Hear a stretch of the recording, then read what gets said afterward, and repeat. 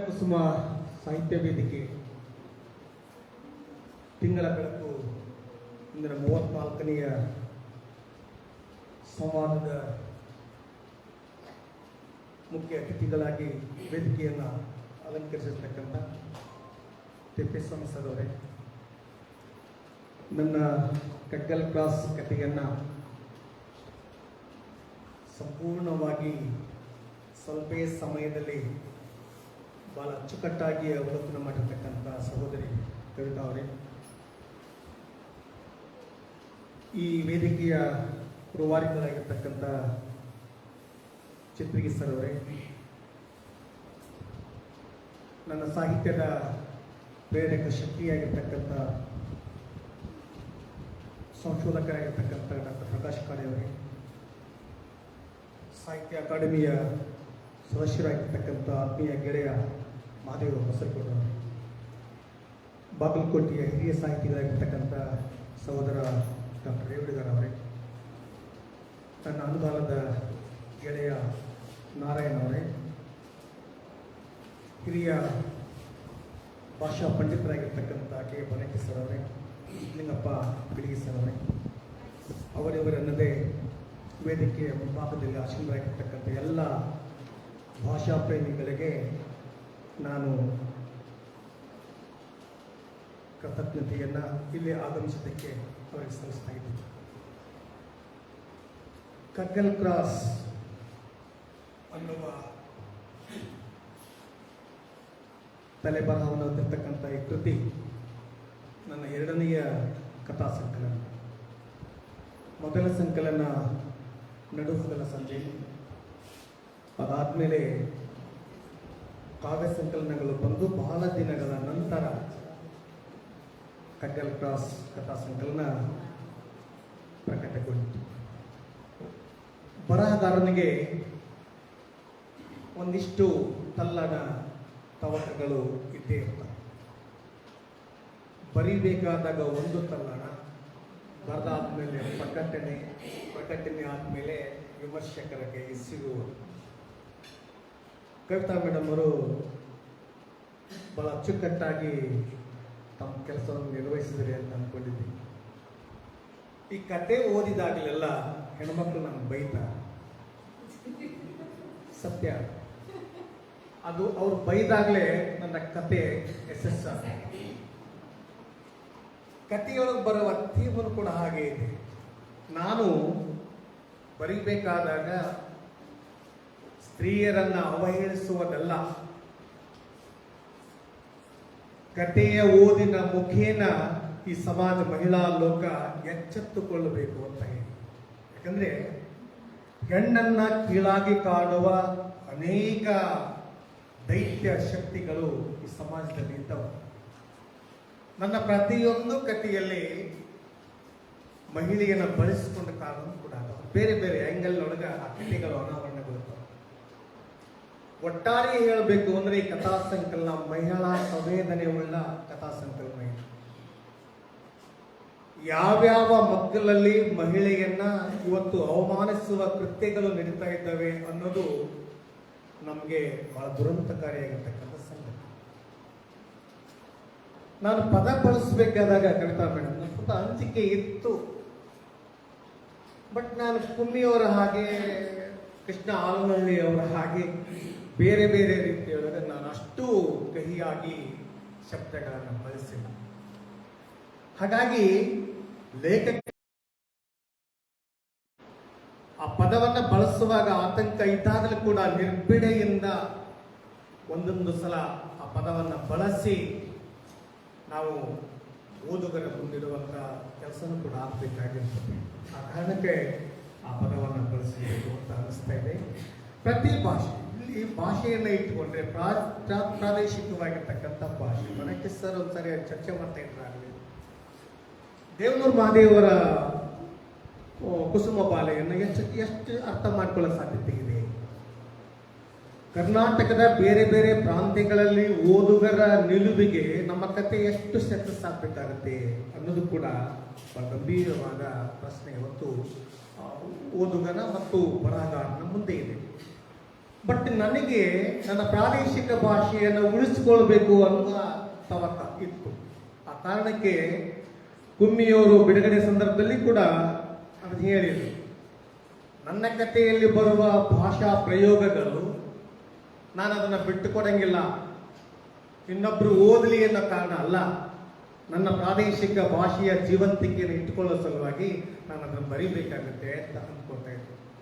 ಹಾಗೆ ಭಾಳ ಜನರಿಗೆ ಡಾಕ್ಟರ್ ಬಾಸಾಹೇಬ್ ಲೋಕಾಪುರ ಅವರ ಕಥೆಗಳಲ್ಲಿ ಕೂಡ ಅಥಣಿ ಬೆಳಗಾಂ ಭಾಷೆಯ ಸೇರಟ್ಟಿ ಪ್ರಾಂತ್ಯದಲ್ಲಿ ಬರ್ತಕ್ಕಂಥ ಅನೇಕ ಭಾಷೆಗಳನ್ನು ಕೂಡ ಅವ್ರು ಬಳಸ್ತಾರೆ. ಅನೇಕ ಲೇಖಕರಿಗೆ ಆ ಶಕ್ತಿ ಇದೆ ಅಂತ ಹೇಳಿದ್ರು. ಹಾಗಾಗಿ ಪ್ರಾದೇಶಿಕ ಭಾಷೆಯಿಂದ ಕಥೆಗಳು ಸ್ವಲ್ಪ ತನ್ನ ಗಟ್ಟಿತನವನ್ನು ಉಳಿಸ್ಕೊಳ್ತವೆ ಅನ್ನೋ ಕಾರಣಕ್ಕೆ ನನ್ನ ಪ್ರಾದೇಶಿಕ ಭಾಷೆಯನ್ನು ನಾನು ಸಲೀಸಾಗಿ ಬಳಸ್ಕೊಂಡಿದ್ದೇನೆ ಅಂತ ಹೇಳಿ ಮೇಡಮ್ ಅವರೊಂದು ಸಂದರ್ಭ ನೆನಪಿಸಿಕೊಂಡ್ರು. ಯಾವುದು ಅಂತಂದರೆ ಬಾಳವ್ವನ ಸಂದರ್ಭ ಅಂತ ಹೇಳಿ. ಬಾಳವ್ವ ಗಂಡ ಬ್ಯಾಲಿಯಾದರೂ ಕೂಡ ತನ್ನ ಬದುಕನ್ನು ಗಟ್ಟಿಗೊಳಿಸಿಕೊಂಡವರು. ತಾಯಿ ಹಾಗಿದ್ದಾಳೆ ಎನ್ನ ಕಾರಣಕ್ಕೆ ಮಗಳನ್ನು ನೋಡುವ ದೃಷ್ಟಿಕೋನಗಳು ಈ ಸಮಾಜದಲ್ಲಿ ಬೇರೆಯಾಗಿರ್ತವೆ. ಬಟ್ ಬಾಳವ್ವ ಹಂಗಲ್ಲ. ತಾಯಿ ಆ ರೀತಿ ಇದ್ದ, ಸಾವಿತ್ರವ ಆ ರೀತಿ ಇದ್ದಾಗಲೂ ಕೂಡ ಬಾಳವ್ವ ಸದೃಢತೆಯಿಂದ ತನ್ನ ಬದುಕನ್ನು ರೂಪಿಸಿಕೊಂಡಂಥವ್ರು. ಬಟ್ ಜಾತ್ರೆಯ ಸಂದರ್ಭದಲ್ಲಿ ಅತ್ತೆ ಬಂದು ಅತ್ತೆಗೆ ಯಾರೋ ಆ ಊರಿನ ಜನಚಾರ ಹೇಳಬೇಕು, ಅವರವ್ವ ಹಾಗೆ ಹೀಗೆ ಹೀಗೆ ಅಂತ ಹೇಳ್ತಾರೆ. ಅದು ಸಣ್ಣದಾಗಿರ್ತಕ್ಕಂಥ ಸಂಶಯ ಹಾಗೆ ತಲೆಯಲ್ಲಿ ಬರ್ತಾ ಅವರ ತಲೆಯಲ್ಲಿ ಹಾಗೆ ಬರಬಾರದು ಅಂತ ಬಾಳವನ ಮೇಲೆ ಸಂಶಯ ಪಟ್ಟ ಅವರ ಅತ್ತೆಯ ಗುಣ ಇದೆಯಲ್ಲ, ಅದು ಸಮಾಜದ ವಿದ್ರೋಹಿಕಾರಿಯಾಗಿರ್ತಕ್ಕಂಥ ಪಾತ್ರ. ಆ ಪಾತ್ರಗಳು ಹಾಗಿರಬಾರ್ದು ಅಂತ ಹೇಳಿ, ಹಾಗಾಗಿ ಅತ್ತೆಯಾದಂಥವರು ತಾಯಿ ಹೇಗೆ ಅಂತ ನೋಡಬಾರ್ದು, ಸೊಸೆ ಹೇಗೆ ಅಂತ ನೋಡಿ ಅವಳನ್ನು ಮಗಳ ಹಾಗೆ ಕಾಪಿಟ್ಟುಕೊಂಡು ಹೋಗ್ತಕ್ಕಂಥ ಕೆಲಸವನ್ನು ಇವತ್ತು ಅತ್ತೆಯಂದರು ಮಾಡಬೇಕಾಗತ್ತೆ ಅಂತ ಹೇಳಿ ಯಾರ್ದೋ ಮಾತಿಗೆ ಬಾಳವ್ವನ ಮೇಲೆ ದ್ವೇಷಾರೋಪ ಪಟ್ಟಿಯನ್ನು ಹೊರಿಸಿ ಮಗನ ಕಿವಿಯನ್ನ ಕಡಿದು ಇಡೀ ತಾಯಿ ಮತ್ತು ಮಗ ಒಂದಾಗಿ ಬಾಳವ್ವನನ್ನ ಹಿಂಸಿಸ್ತಕ್ಕಂಥ ಕೆಲಸ ಆಗ್ತಾ ಇದೆ. ಅವಾಗ ಸಾಧಕರು ಹೇಳ್ತಾರೆ, ಜೀವ ಇದ್ರೆ ಏನಾದರೂ ಸಾಧಿಸಲಿಕ್ಕೆ ಸಾಧ್ಯ ಆದಿತ್ತವ ಅಂತ ಕಿರುಕುಳದಾಗ ಇರೋದು ಸರಿಯಲ್ಲ, ಮನೆಗೆ ಬಂದು ಕರ್ಕೊಂಡು ಹೋಗಿ ತನ್ನ ಇಟ್ಕೊಂಡು ಜೋಪಾನ ಮಾಡ್ತಾರೆ. ಇದು ಒಂದು ಲೆಕ್ಕ. ಈ ಶೆಟ್ಟಿ ಇದ್ದಾರಲ್ಲ, ಆ ಶೆಟ್ಟಿಯ ಪಾತ್ರವನ್ನ ನಾವು ಬಾಳವನಿಗೆ ಸರಿಸಮಾನವಾಗಿ ಹೋಲಿಸಲಿಕ್ಕೆ ಸಾಧ್ಯ ಇಲ್ಲ. ಶೆಟ್ಟಿ ಒಂದು ರೀತಿ ಕಾಮಪಿಸಾಚಿ, ಬಹಳಷ್ಟು ಪಾತಿವ್ರತೆಯನ್ನು ಕಾಯ್ಕೊಂಡಿರುವಂತ ಬಾಳವನ ಮೇಲಿನೂ ಕೂಡ ಆಕೆಯ ಬದುಕನ್ನು ನಾಶಗೊಳಿಸುವ ಕ್ರಿಯೆಯನ್ನ ಈ ಶೆಟ್ಟಿ ಮಾಡ್ತಾ ಇರ್ತಾನೆ. ಹಾಗಾಗಿ ಇಂಥ ಶೆಟ್ಟಿ ಅಂತವರು ಎಲ್ಲೋ ಒಂದ್ ಕಡೆ ಇದ್ದೇ ಇರ್ತಾರೆ. ಹಾಗಾಗಿ ನಮ್ಮ ಬದುಕನ್ನು ಸುರಕ್ಷಿತವಾಗಿ ಇಟ್ಟುಕೊಳ್ಬೇಕು ಅನ್ನೋ ಕಾರಣಕ್ಕೆ ಅದನ್ನು ಬಳಸಿದ್ವಿ. ಶೆಟ್ಟಿ ಕೊನೆಗೂ ಆಕೆಯ ಬದುಕನ್ನು ಮಾಡ್ತಾರೆ. ಇಂಥ ರೀತಿ ಅಲ್ಲಿ ಭೀಮವ್ವ ಸತ್ತಂತ ಸಂದರ್ಭದೊಳಗೆ ಬಾಳವ್ವ ಅಲ್ಲಿ ಬಂದಿರ್ತಕ್ಕಂಥ ಬಹಳ ಚೆನ್ನಾಗಿ ಹೇಳ್ತಾರೆ. ಆಗ ಬಾಳವ್ವನನ್ನು ನೋಡುವ ದೃಷ್ಟಿಕೋನಗಳು ಬದಲಾಗಿದೆ, ಜನರ ಆಡ್ಕೊಳ್ತಕ್ಕಂಥ ಮಾತುಗಳು ಕೂಡ ಬದಲಾಗಿದೆ. ಹಾಗಾಗಿ ಸಮಾಜ ಮಹಿಳಾ ಲೋಕವನ್ನ ಅಥವಾ ಮಹಿಳೆಯರನ್ನ ಒಂದು ವ್ಯವಸ್ಥೆಗೆ ತಂದು ನಿಲ್ಲಿಸುವ ಕಾರ್ಯಗಳು ಈಗ ನಡೆದವಲ್ಲ, ಆಗ ಆಗಬಾರ್ದು ಅನ್ನುವ ದೃಷ್ಟಿಯನ್ನು ಇಟ್ಟುಕೊಂಡು ಆ ಕತೆ ಮುಂದುವರಿತಾ ಇದೆ ಅಂತ ಹೇಳಿ. ಇನ್ನು ಇನ್ನೊಂದು ನಮಗೆ ರಾಗಮ್ಮ ಅವ್ರದ್ದು ಒಂದು ಪುಸ್ತಕ ಬರ್ತದೆ, ನಾವು ಓದಬೇಕು. ಹೆಣ್ಣು ಹೇಳಿದ ಅರ್ಥಸತ್ಯಗಳು,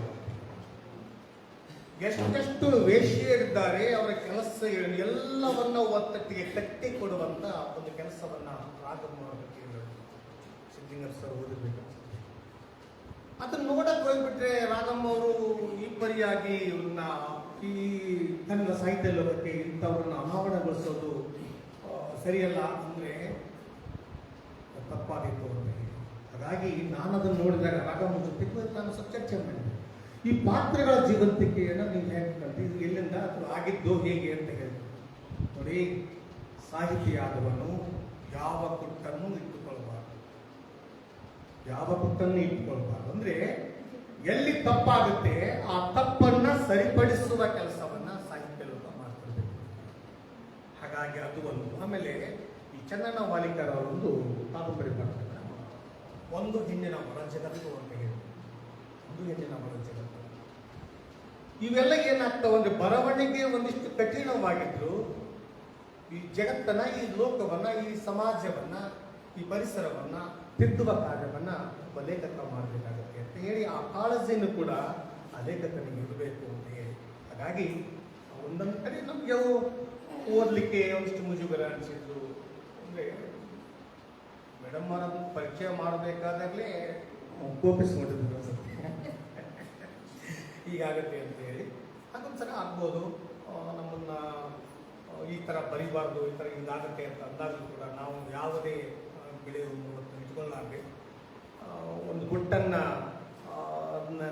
ನಾವು ಏನು ಹೇಳಬೇಕಾಗಿದೆಯೋ ಅದನ್ನು ಹೇಳಿದರೆ ಒಂದಿಷ್ಟು ಸಮಾಜಕ್ಕೆ ನಾವೇನಾದರೂ ಸಾಹಿತ್ಯದಲ್ಲೋ ವಿಷಯದೊಳಗೆ ಸಂದೇಶವನ್ನು ಕೊಡಬಹುದು ಅನ್ನೋ ಕಾರಣಕ್ಕೆ ಹಾಗಾಗತ್ತೆ ಅಂತ ಹೇಳಿ. ಆಮೇಲೆ ಇನ್ನೊಂದು ಬೆಳ್ಳಿ ಪಾತ್ರದ ಬಗ್ಗೆ ಮೇಡಮ್ ಹೇಳಿದ್ರು. ಪಾತ್ರ ಒಂದು ಕತೆ ಮತ್ತು ಅದು ಟೈಟಲ್ಗೂ ಸರಿ ಇಲ್ಲ ಅಂತ.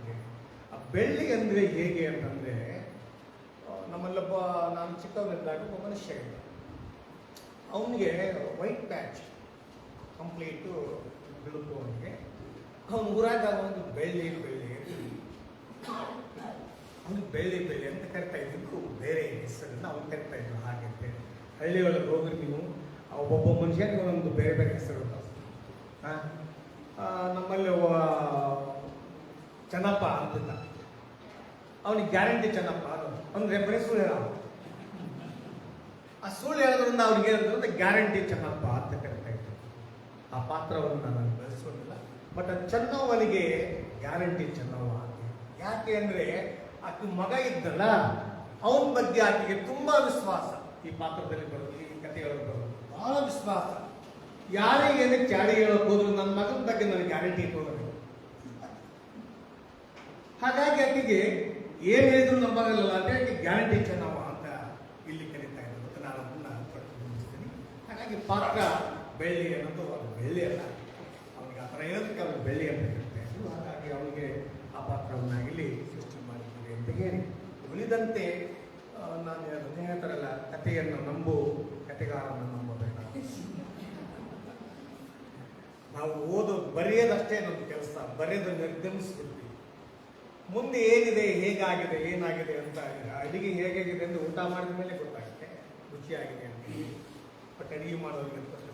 ಹಾಗಾಗಿ ಕಥೆಯನ್ನ ಕಥೆಗಾರ ಅಂದ್ರೆ ಹೇಗಿರ್ತಾನೆ ಅಂತಂದ್ರೆ, ಈಜು ಕಲಿಯುತ್ತಲೇ ನದಿ ದಾಟುವ ಈಜುಗಾರ. ಈಜು ಕಲಿಯುತ್ತಲೇ ನದಿ ದಾಟುವ ಈಜುಗಾರ. ಹಾಗಾಗಿ ನಮಗೆ ತೋಚಿದ್ದನ್ನ, ನಮಗೆನಿಸಿದ್ದನ್ನ ಒಂದು ಕಾಲ್ಪನಿಕವಾಗಿ ಕಟ್ಟಿಕೊಂಡಿರ್ತಕ್ಕಂಥ ಕಥೆಗಳು ನೀವು ಆಗಿರುವುದರಿಂದ ಒಂದೊಂದು ಬಾರಿ ಬಿಟಿ ಜಾಹ್ನವಿ ಮೇಡಮ್ ಬೆನ್ನುಡಿ ಬರಿಬೇಕಾದಾಗ ಒಂದು ಸಾಲು ಬರ್ಸಿದ್ದಾರೆ. ನನಗೂ ಕೂಡ ಕಾಲ್ ಮಾಡಿ ಹೇಳಿದ್ರು, ಬಟ್ ಈ ಕತೆ ಹೀಗಿರಬೇಕು ಅನ್ನೋದಲ್ಲ, ಒಂದು ಲೈನ್ ಅದರಲ್ಲಿ ಬರ್ತಿದ್ದಾರೆ ಹಿಂದೆ ನೋಡಿಕೊಂಡು.